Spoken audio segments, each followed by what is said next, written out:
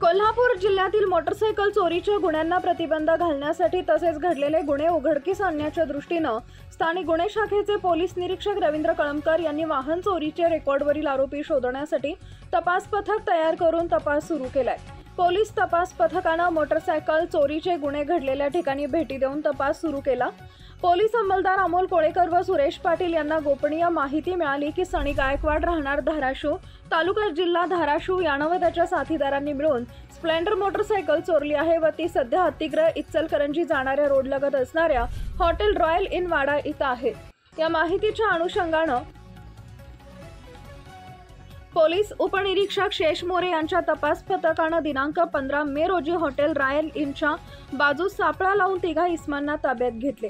सनी महावीर गायकवाड वय वर्ष 20 राहणार भीमनगर धाराशिव तालुका धाराशिव जिल्हा धाराशिव, गोविंद महादेव सायगुंडे वय वर्ष 30 राहणार संत कबीर नगर वांगी रोड परभणी, सध्या राहणार युनिट नंबर 4 व्यंकटेश्वरा पार्क गडमुड शिंगी तालुका करवीर जिल्हा कोल्हापूर व त्यांचा अल्पवयीन एक साथीदार अशी नावं आहेत। या तिघांपैकी गोविंद महादेव सायगुंडे यांच्या विरुद्ध शेनगाव पोलीस ठाणे जिल्हा हिंगोली इथं गुन्हा दाखल असून गुन्ह्यात गेले 1 वर्षापासून फरार असल्याचं समजतंय।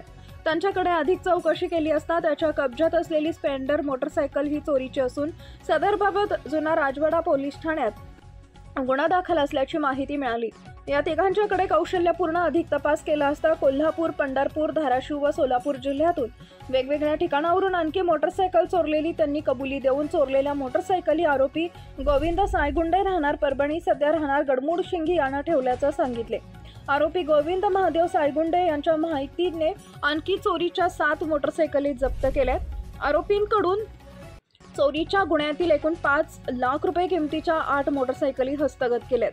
सदरची कारवाई पोलीस उपनिरीक्षक शेष मोरे, पोलीस अंमलदार अमोल कोळेकर, सुरेश पाटील, रामचंद्र कोळी, रुपेश माने, विनोद कांबळे, संजय पडवळ, सुशील पाटील व राजेंद्र वरंडेकर यांनी केली आहे।